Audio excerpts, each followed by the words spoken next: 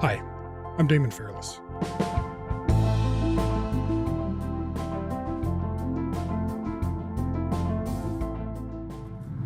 While this verdict does not bring back our loved ones, it is a recognition by the justice system that the perpetrator of these heinous crimes is indeed a murderer. This wasn't just a crime against the Muslim community, but rather an attack against the safety and security of all Canadians. The enduring grief, trauma, and the irreplaceable void left by the loss of multiple generations has pierced us profoundly.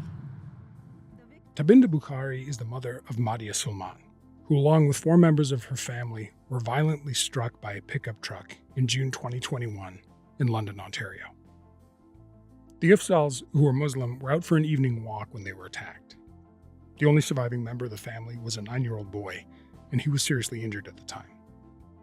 Police labeled the attack an anti-Muslim hate crime soon after, and it was widely condemned across the country. Last Thursday, the man driving that truck, Nathaniel Veltman, was found guilty of 4 counts of first-degree murder and 1 count of attempted murder. Later in the episode, the CBC's Kate Dubinsky will be here to talk about what led up to that verdict. But first, Henna Islam is a member of the Afzal family. She's also a registered psychotherapist in London, and she's been providing trauma support for members of the city's Muslim community.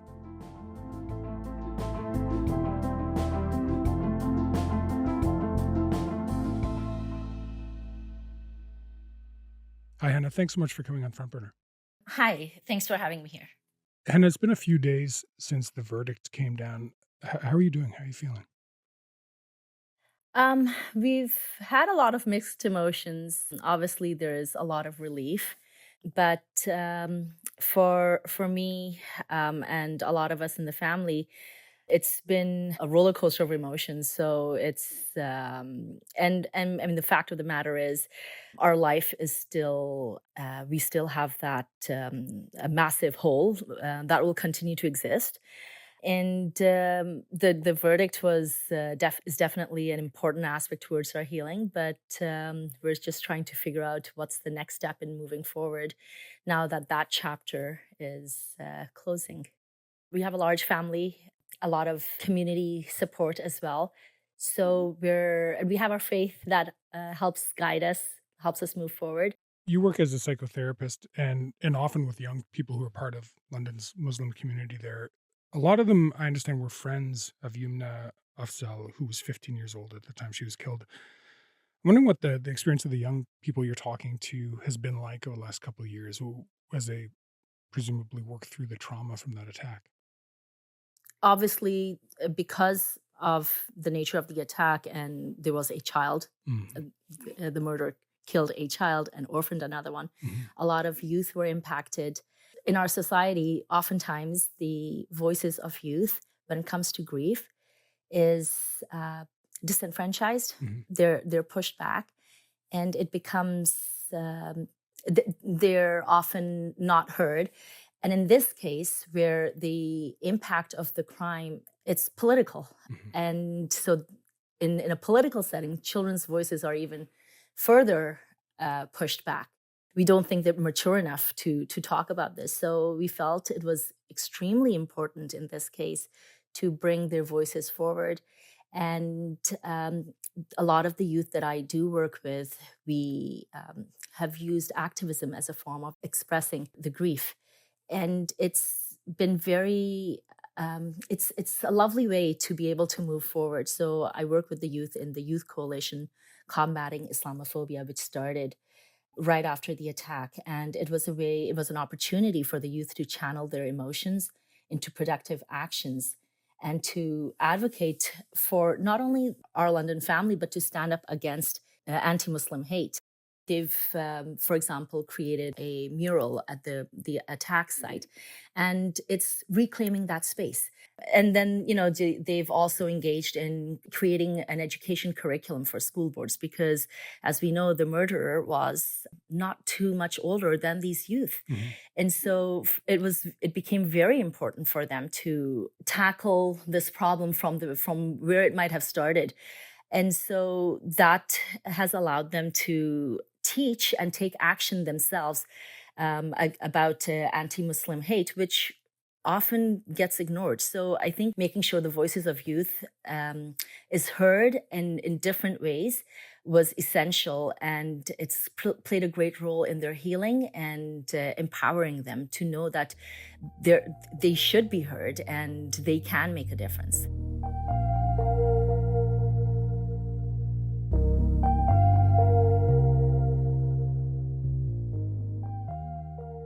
So the Afzal's family son was 9 years old when the rest of his family was killed, and he was severely injured at the time. And I know the family's been very private about this, and actually I really don't want to intrude, but it's one of the points of this story that impacted me, and I think impacted a lot of people as we were learning about it. And I just wonder if you're comfortable sharing how he's doing now. We definitely respect the privacy that people and media have given us. It is difficult, obviously, and we're trying to protect his privacy. He is just a little child. But I'll say that he has lots of prayers and support from across Canada. He's got a large family and a very strong community that are very... that love him and pray for him, take care of him. He's doing well, and he's healthy and happy. And I think I'd leave it at that. Hannah, in the years since the killing, there have been events to honor the Afzals. There's a memorial plaza built. There's the artwork that you talked about earlier. How will you remember Salman, Madia, Yumna, and Talat? I think the biggest thing I not only remember but try to keep alive through incorporating even in my own life is that they were, and not just one individual person, but the entire family they kept others in their hearts all the time. They wanted to make sure that the other person was comfortable, even if it meant over themselves. And there's so many examples of that I can think of for each and every one of them. And I try to incorporate that in my life, even with just a smile. If you can brighten someone's day with a smile, then, and it's costs nothing on our part, I try to do that. I try to do that if I see someone is in distress, to just, open those doors of communication, because that's something that they would have done. So that's something, one of their biggest memories that I keep with me all the time and try to incorporate in my own life. Hannah, thanks so much. It's been great talking to you, and I'm really sorry for the loss that you and your family have endured. Thank you. Thank you so much.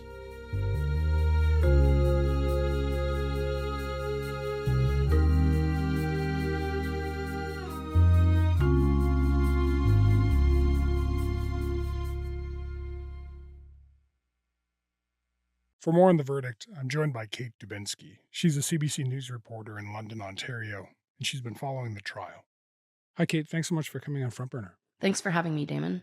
All right, so can you take me back to Thursday when the verdict came down? Nathaniel Veltman was found guilty on 4 counts of first-degree murder and 1 count of attempted murder.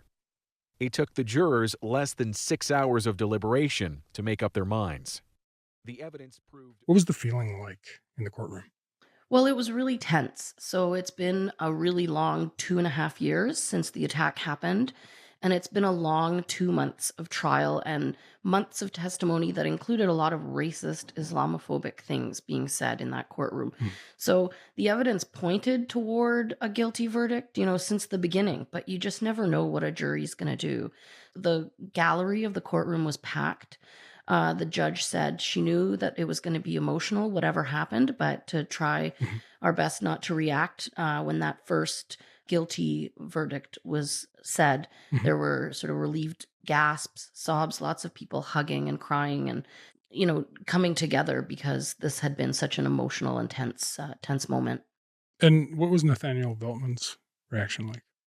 Nothing. He just sat there straight-faced, sort of stone-faced, looking straight ahead, as he did for most of the trial. No reaction. Obviously, it's been a really emotional time for people close to the Afzal family and for the larger Muslim community in London. I guess I'm curious, is there any moments that stood out last week that'll stay with you?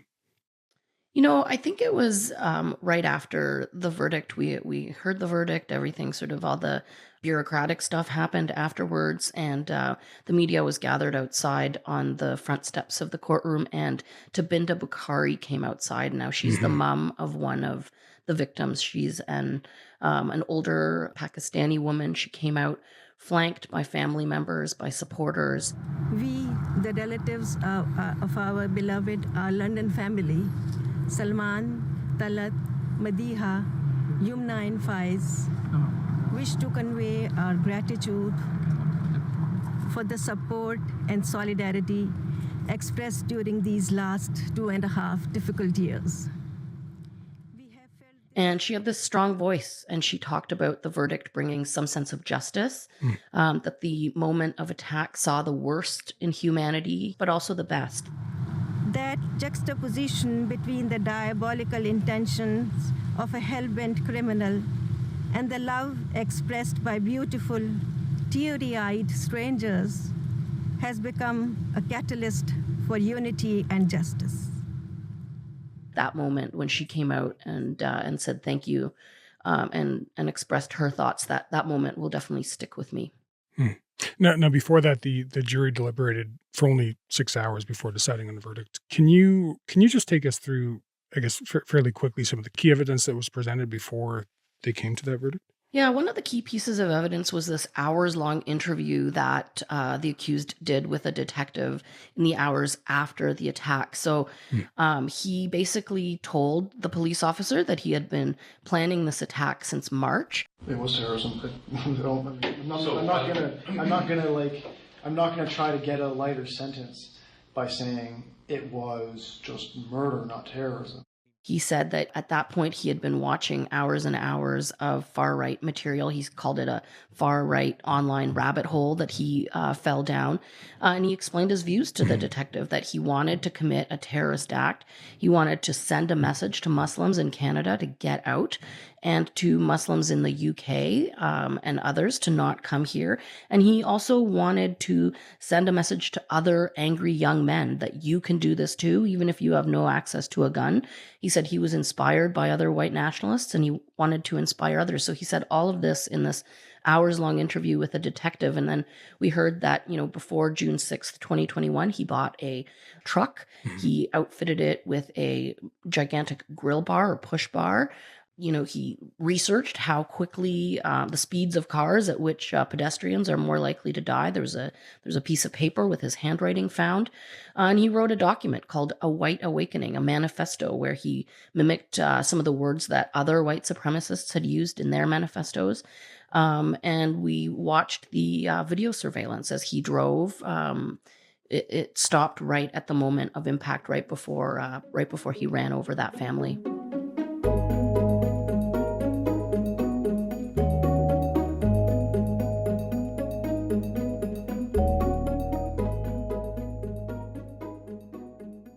Now, you mentioned his manifesto, and I know in the trial, the jury had some of that read out to them, but there's a lot of stuff that they didn't see, right? Yeah, the jurors did not get to read the full manifesto that he wrote. It was heavily redacted, so there were some parts that were read aloud in court. But they also didn't get to hear that officers found a copy of Mein Kampf by Adolf Hitler and other materials written by white supremacists in Veltman's apartment. That was kept from the jurors. They didn't get to hear that he quoted heavily from Mein Kampf in his manifesto. And they also didn't hear that he had a hate-on for abortion doctors. He actually told the detective that he considered making abortion doctors his target. He had pages and pages of abortion clinic addresses printed out at his apartment and directions to one clinic in Toronto on his phone. And do you have a sense of what the rationale for withholding those things from the jury was?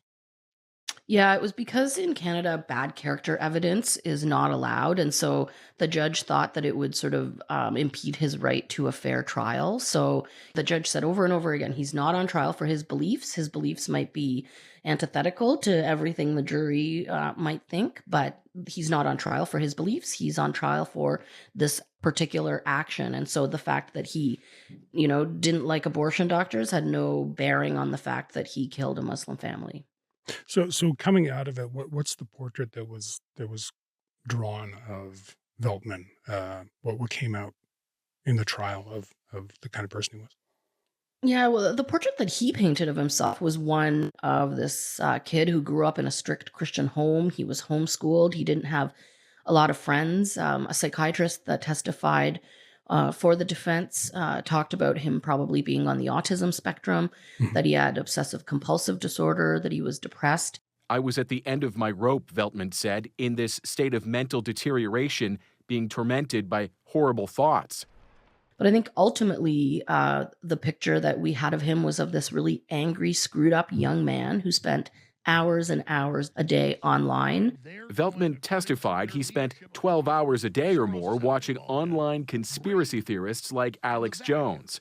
Now they're coming for all of our freedoms. And that he schemed to put this plot together alone. He didn't have any, connections to any far right groups or anything like that. He made sure, he said that he was very careful about not getting on any government watch lists. And ultimately it appears that the jury believed what the prosecution was saying, that he set out to kill Muslims that day, and that family just happened to be his target.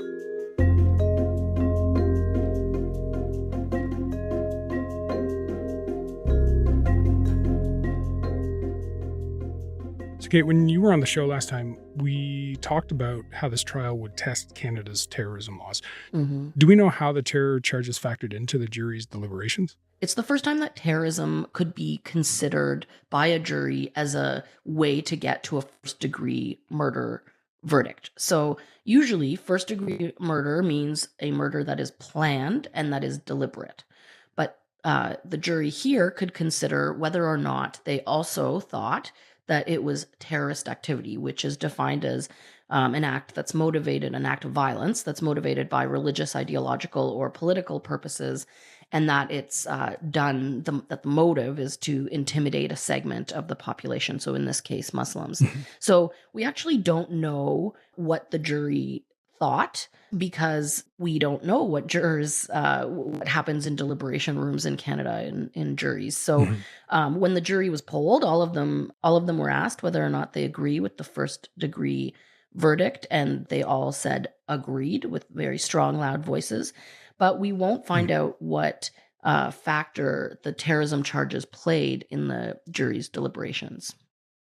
So even when the sentencing comes down, we won't have a sense of that? That's when the judge steps in. And so she is ultimately, it's called the ultimate finder of fact. So she does what's called a finding of fact, and she reads out what she thinks was a fact in this trial and what wasn't, what she believed and what she didn't from all the evidence. And so she will ultimately say, did she think that this was terrorism? Or she could say it. Now that will affect what programs Veltman might get in prison, and what the parole board will hear about his crimes when he eventually comes up for parole. So, Kate, can you give me a sense of what kind of sentence Veltman might be facing? Yeah, well, we know that the sentence in Canada for first-degree murder is life in prison with no chance of parole for 25 years. That's non-negotiable no matter how many people you kill. That's the sentence. So that is what he will be serving.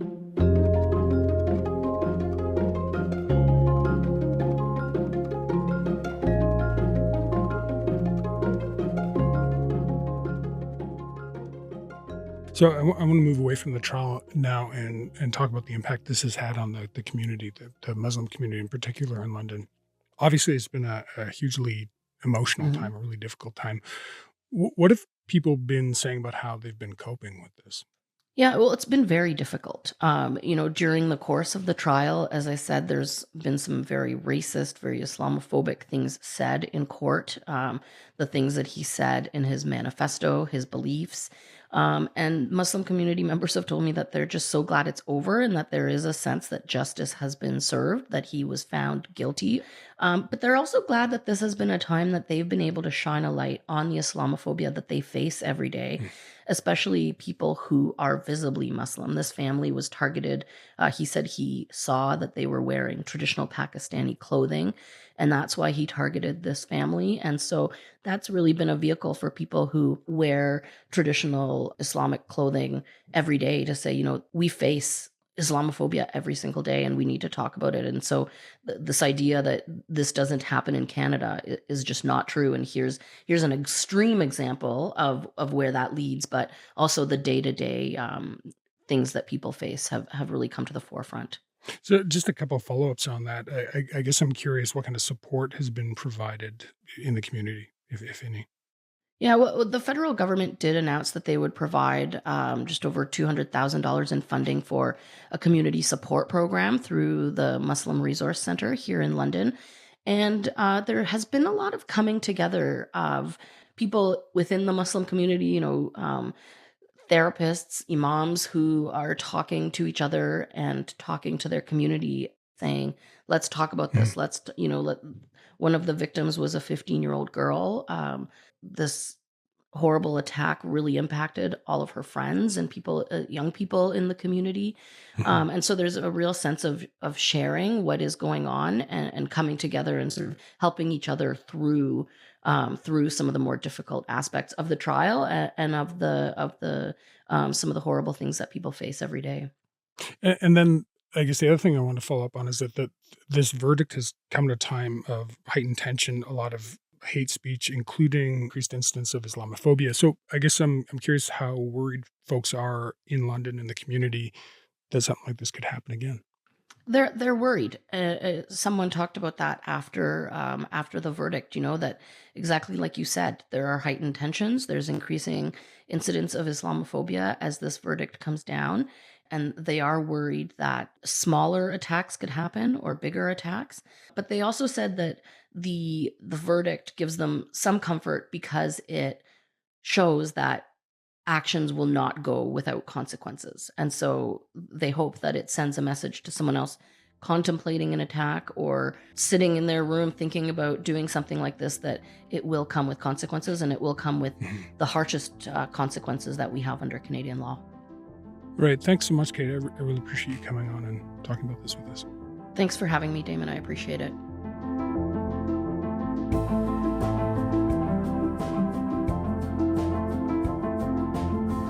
That's all for today.